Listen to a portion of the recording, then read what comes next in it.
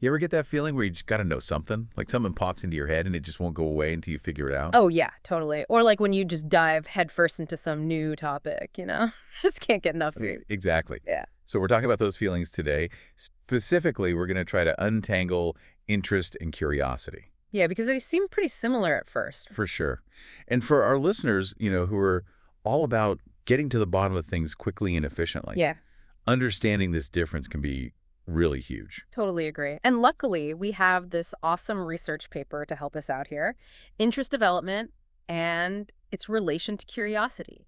Needed neuroscientific research by Heedy and Renninger. Perfect. It's a deep dive, literally, into why these two things that we kind of use interchangeably sometimes are actually very different and how that affects the way we learn and engage with the world. Our mission today is to break it all down, figure out what makes interest tick, what drives curiosity, how they connect, and why you should even care about the difference. Yeah. Especially if you want to learn effectively and stay engaged.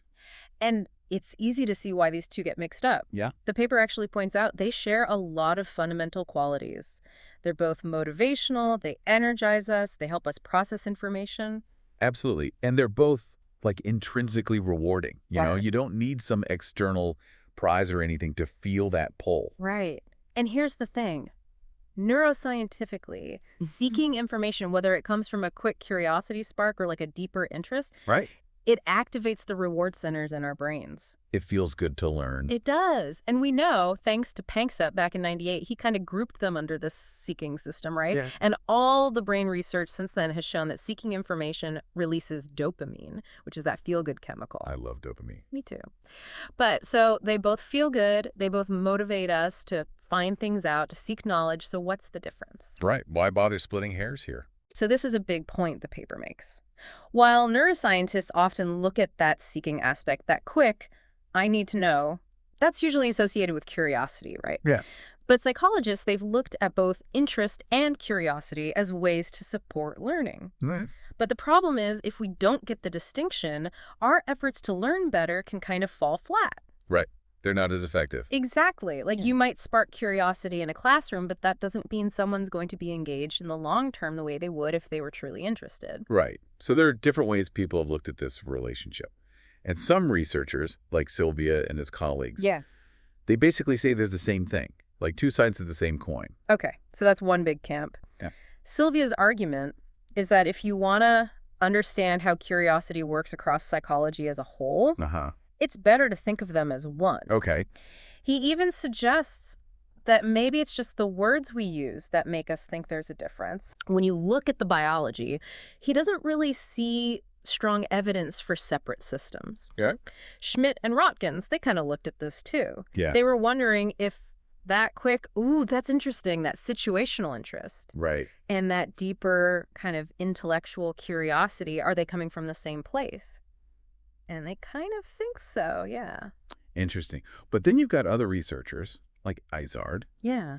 who take the opposite approach. He thinks interest is this broader emotional state, and curiosity is just a part of that. Right, like a subset. Yeah. So Izard would say that feeling of, ooh, I want to know more, is part of that broader feeling of engagement you have when you're interested in something. Makes sense. And then there's a lot of research where scientists focus intensely on one or the other, but not really both together. Right. Like early work on interest, yours actually pointed to those why questions, the ones learners come up with on their own, Oh, yeah. as a sign of deeper interest. Sure. But you weren't directly comparing interest and curiosity there. Right.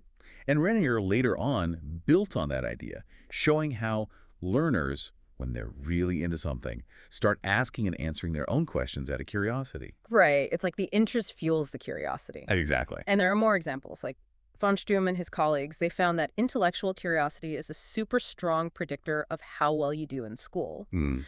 But they didn't really dive into interest specifically. And actually, their work was based on a tool that did measure interest. It's just they didn't focus on it in their research. Huh.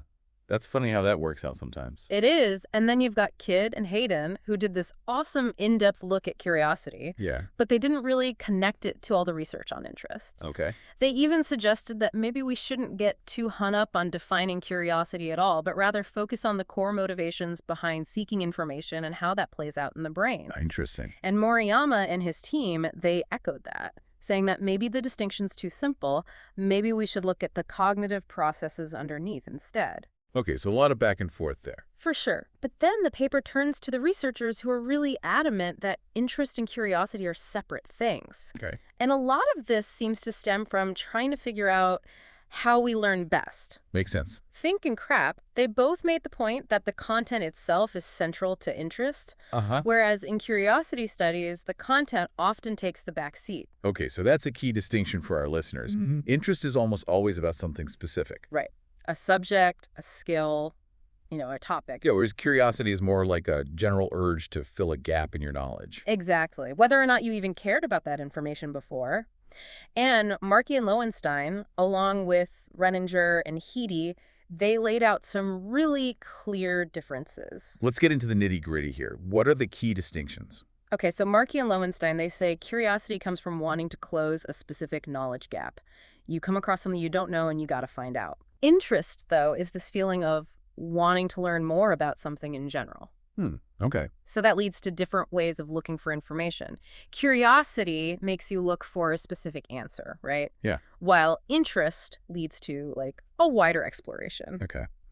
They also point out that the feelings are different. Curiosity can involve this, almost frustrating feeling, like deprivation, until you find the answer, and then you get this relief, this pleasure. Like when you can't remember a name and it's just driving you crazy? Exactly. But interest tends to come with more positive feelings consistently, like enjoyment, fascination. Yeah, like being interested in a certain historical period. That's a pretty good feeling. Right. And they give this great example. So someone interested in cooking, they might want to learn new recipes, experiment with ingredients, learn about culinary history. Right. Really dive deep. But someone who's curious about cooking might just ask, what's the chemical reaction when you whisk egg whites? Very specific. Narrow focus. Exactly.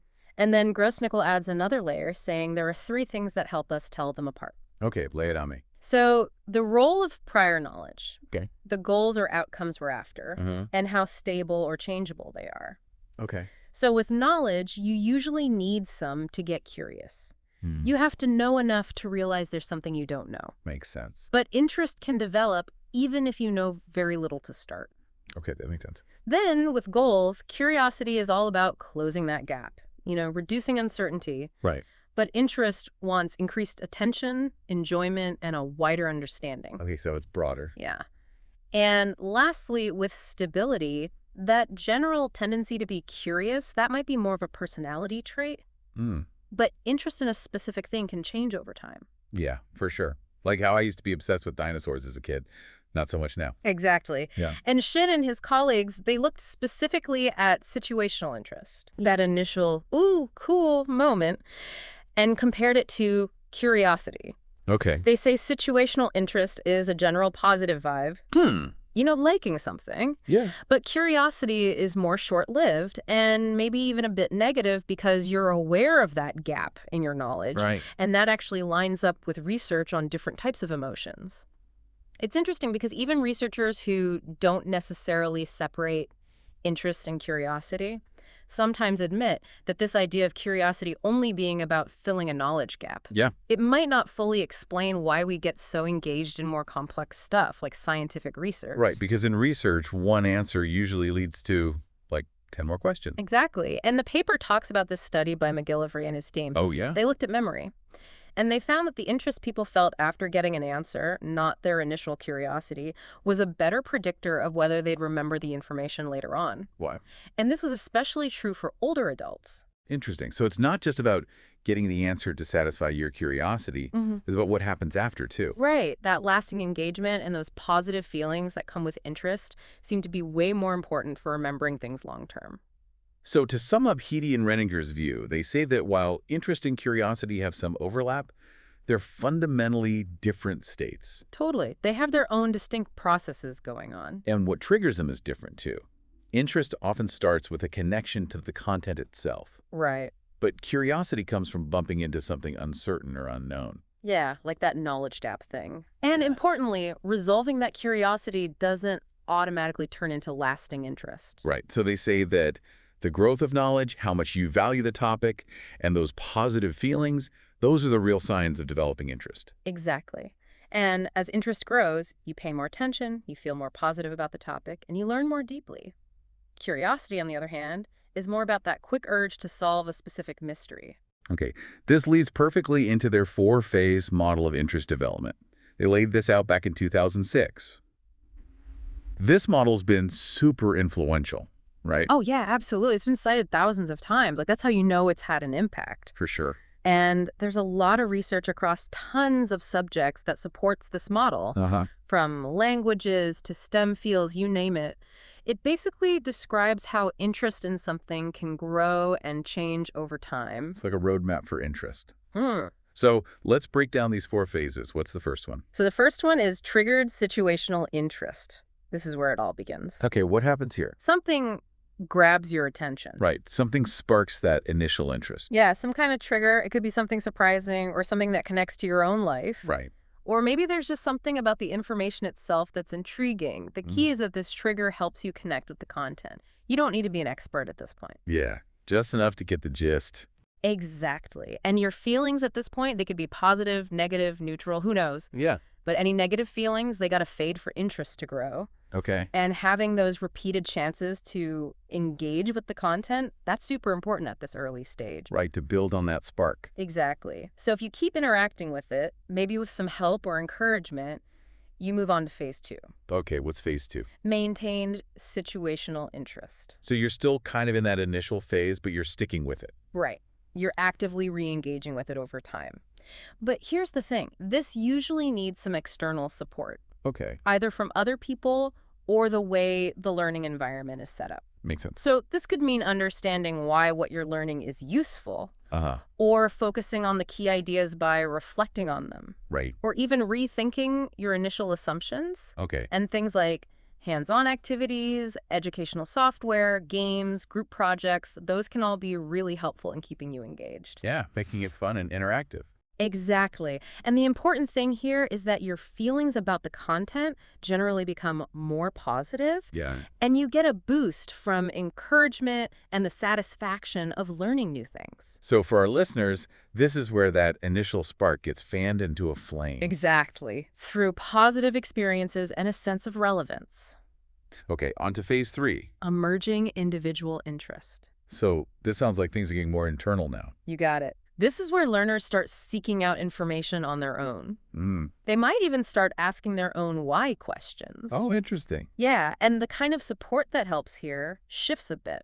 How so? It's more about having deep conversations that challenge their understanding Okay. and giving them the time and space to explore their own questions. So it's less about being spoon-fed information and more about guiding them to discover it themselves. Exactly. Their positive feelings get even stronger, and encouragement helps them push through challenges. Their understanding grows, and they start to see the value of what they're learning. So they're taking ownership of their learning at this point. For sure. And finally, we reach phase 4. The final stage. What's that one called? Well-developed individual interest. This is where the real passion kicks in. I love it. At this point, it's all about that internal drive. They're self-directed. Totally. They're asking their own questions, pursuing their own lines of inquiry, expanding their knowledge, and they can handle challenges. They become more strategic, aware of different viewpoints, resourceful in finding information. Wow, so they're basically experts at this point. Pretty much. And this leads to long-term engagement, often with creative or constructive activities related to the topic. And when they re-engage with the content, they get strong, positive feelings. Their knowledge and appreciation keep growing, sometimes even spilling over into related areas. Cool. And often, people at this stage are recognized by others for their deep understanding and passion. They become the go-to person for that subject. Exactly. It's important to remember that this isn't always a linear progression, right? Oh, absolutely. You're not just automatically going to go through these phases. Right. Interest can fade. It can disappear if the learning environment isn't right or if those connections to the content aren't engaging or challenging enough. Right. It has to stay stimulating. For sure. And the paper also mentions competing interests, which can pull us away. Yeah, life happens. It does. And the support we need can change as we get older, and everyone's experiences are different, so interest develops in a very personal way. Right. It's not one size fits all. Nope. The researchers suggest that for research, it can be helpful to think of interest as either less developed or more developed, depending on what you're studying. Okay. So the first two phases would be less developed, the last two more developed. Got it. And less developed interest needs that external support to connect with the content, while more developed interest drives those self-initiated explorations. Okay, that makes sense. And how does all this relate to education? So understanding these different phases of interest is huge for how we approached learning and teaching. Both interest and curiosity can grab our attention initially. Right. But how deep we go really depends on how developed our interest is in that topic. Okay, so what if I'm curious about something, but I have no real interest in it? Like, I see a weird headline and I want to know what it's about, but I don't really care about the topic itself. Yeah, so the paper gives a couple of possibilities for you there. Once that curiosity is satisfied, you might just move on. Like, okay, that was weird, and then forget about it. Exactly. Or that moment of curiosity could actually spark a situational interest. Okay. And if that's nurtured, it could start developing through those four phases. So curiosity could be a gateway to interest. It could be. But what if you're already interested in something and then you get hit with a related question or a moment of curiosity? Yeah, what happens then? Then that curiosity can make you even more engaged. It deepens the interest. Exactly. And as your interest grows, those curiosity questions can even start coming from within you. That's cool. It is. The paper briefly touches on trait curiosity, that general tendency some people have to be curious, Right. and how that might affect interest development. But they say we need more research on that. Okay. Their focus here is on curiosity as a state, that urge to close a specific knowledge gap, Okay. not as a fixed personality trait. So it's about how you're feeling in that moment. Right. And they really want to make it clear that separating interest and curiosity, it's not just semantics. Right, not just using different words for the same thing. Exactly. Psychologically, they're really different. So how do they explain that difference? Well, interest is like an anchor for sustained involvement, you know? It's that ongoing desire to learn more and more over time. Yeah, it keeps you coming back. Right. But curiosity, it usually has a clear endpoint. You get the answer to your question and poof, the drive disappears. Makes sense. They use this cool analogy with a mystery novel versus an essay. Okay, I like analogies. With the mystery, your curiosity is all about finding out who did it. But once you know, the book might lose its appeal. True. But with an essay on a topic you're interested in, you're going to keep reading to get a deeper understanding, to see different perspectives. Yeah, because you're invested in the topic itself. Exactly. So just trying to spark curiosity probably won't lead to that deep, long-term engagement we want in education. You really need to cultivate interest. To build that desire to keep coming back for more. Absolutely. But the paper also says that curiosity can be a great starting point. It can light that initial fire. Okay. They talk about how parents can play a big role early on by giving kids experiences that make them wonder and be curious. Right, setting the stage for future interests. Yeah. And as kids go through school, educators take on that role of supporting the development of those lasting interests. Makes sense. It's like that classic baking soda and vinegar volcano experiment. Everyone loves seeing the eruption. Oh, yeah, that's so cool. But once it's over, the curiosity is gone. Right. To turn that into deeper learning, you need follow-up activities and an interest in chemistry or volcanoes. Totally. And there's this other example with tourists seeing the Northern Lights. Oh, that's a good one. It's amazing, right? All that curiosity and wonder. But a day later, it's just a memory. Unless you're really into physics or astronomy. Exactly. Without that existing interest, that quick curiosity fizzles out. So how interested someone is really affects how ready they are to engage with the content again and what kind of support they need to stay engaged. Totally. People with less developed interest need more external support, more reasons to stick with it. But those with stronger interest are more likely to ask their own questions and seek answers on their own. They're driving the learning themselves. Exactly. And the researchers make a good point that most brain research and curiosity has focused on pretty simple tasks, like trivia questions. But more complex tasks, they offer way more opportunities for connecting across different levels of interest. That makes sense. And ultimately, how we search for information when we're just curious is different from how we explore when we have a developing interest, especially when things get tough. Yeah, when we hit roadblocks. Right. And this has big implications for educators. Promoting interest is different from promoting curiosity. Right. Different approaches are needed. Exactly. And supporting interest development is crucial for getting people engaged in complex topics and opening doors for future learning. For sure. And it seems like there's a lot of confusion right now about the difference between fostering interest and just sparking curiosity. Definitely. And the paper emphasizes that just relying on novelty and uncertainty, that's not enough for real, meaningful engagement. Okay, so what needs to happen? What are the next steps? Well, the paper ends by talking about the neuroscientific research that still needs to be done to really understand the nuances of how our brains handle information when we're curious versus interested. Right, we need to get into the nitty-gritty brain stuff. Exactly. And Heedy and others have said that neuroscience can offer some amazing insights into what motivates us to learn. There's even been some early work suggesting we could use EEG to detect those moments of situational interest in a classroom. Wow, that's pretty cool. It is.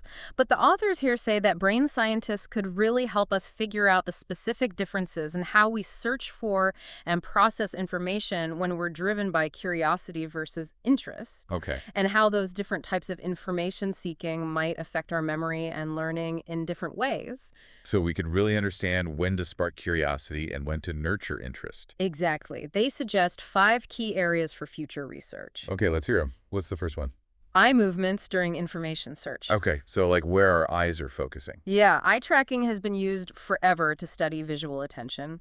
And studies show that we look longer at things that are unexpected or uncertain, which could be related to curiosity.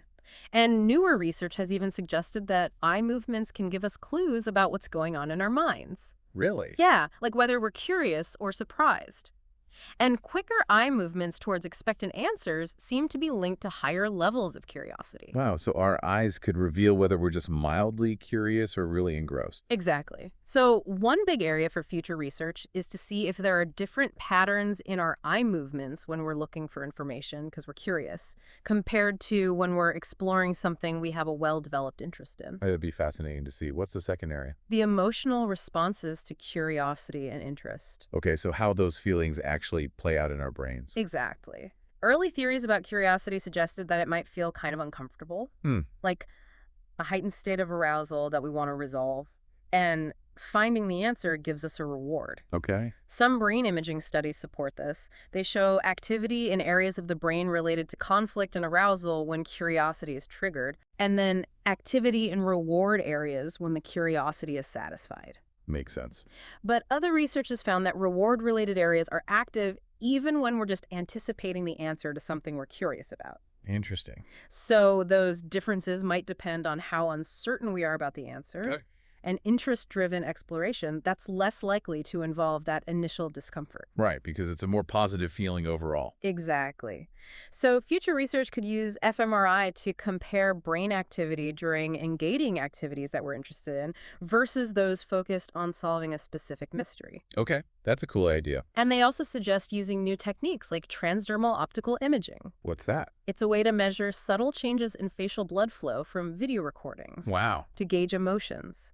So you can see if the outward emotional reactions to interest and curiosity are different, and how uncertainty affects those reactions, and how they compare across different phases of interest development. So a lot more to explore in the realm of emotions. What's the third research area? It's looking at what actually causes curiosity and interest. Like what's the underlying trigger? Yeah. Studies using things like lotteries have suggested that curiosity can be sparked by uncertainty itself, even without the promise of a reward. This lines up with other brain imaging work showing that our brains respond to different levels of uncertainty. Okay. But with interest, research often points to the anticipation of gaining new knowledge as the driver. That we find it rewarding to learn things we value, not just to reduce uncertainty. Right, because we're drawn to the content itself. Exactly. So future research could explore these different underlying drivers for curiosity and the different stages of interest development. That makes sense. Yeah. It feels like curiosity comes from a lack of knowledge, but interest comes from a desire for knowledge. Exactly. And the fourth area they propose is information prediction error. Okay, that sounds complicated. What's that? It builds on research on reward prediction error, which basically says our brains learn by comparing the rewards we expect to get with the rewards we actually get. Okay. And more recent work has applied this to information. They found that how well we remember trivia answers depends on how curious we were about the question and the information prediction error. And what is that? It's how much more satisfying the answer was than we thought it would be. Oh, okay. So the authors say future research could compare these information prediction errors in situations where we're driven by interest versus curiosity, especially when dealing with more complex information than just trivia. Right, because with interest, the information itself might be more valuable to us. Exactly. That value we place on information related to an existing interest could lead to different, maybe even bigger prediction errors. So it's not just about wanting to know the answer. It's about how good it feels to find out and how that relates to whether you were just curious or truly interested. Exactly. And the final area they highlight is incentive motivation. Okay, break that down for me. This looks at the different parts of reward: liking, wanting, and learning. Okay. And research says that wanting or incentive salience plays a big role in our immediate responses and boosts dopamine release. So the authors think incentive salience is involved in both curiosity and interest, but it might fade for curiosity once the question is answered unless there's an underlying interest supporting it. Okay. And a leading researcher in this area, Kent Burridge, he's suggested that there might even be a difference in the scope of this wanting. Oh, interesting. Like, it might be broader for curiosity and more focused on specific parts of the content for interest. So maybe we're driven to learn anything new when we're curious, but with interest, we're looking for specific types of knowledge related to that interest. Exactly. Yeah. And future neuroscience studies could test these ideas across curiosity and the different phases of interest. Awesome. This has been a lot to take in, but it's so fascinating. So to sum up, it sounds like interest is that sustained engagement, often with positive emotions, and it's focused on a specific area. Yeah, you got it. And curiosity is more about that immediate need to fill a knowledge gap. It can involve some uncertainty or even frustration, and it's usually about answering one specific question. Exactly. And understanding these differences is super important for how we approach learning, both for ourselves and in education. Yeah, and it's exciting to think about how future brain research can clarify these concepts even more, especially when we consider complex learning and how interest grows over time. For sure. It could change how we design learning experiences and how we understand our own motivations.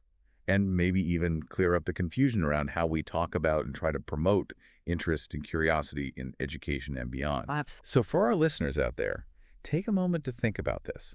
Think about a time you were super curious about something. Maybe a headline you saw, or a random fact you wanted to check. Now compare that to a time when you got really into a subject, something you kept coming back to, something you wanted to learn more and more about. How was your motivation different in those two situations? What does that tell you about the difference between curiosity and interest that we've explored today? Thanks for joining us on this deep dive. Thanks for having me. Of course.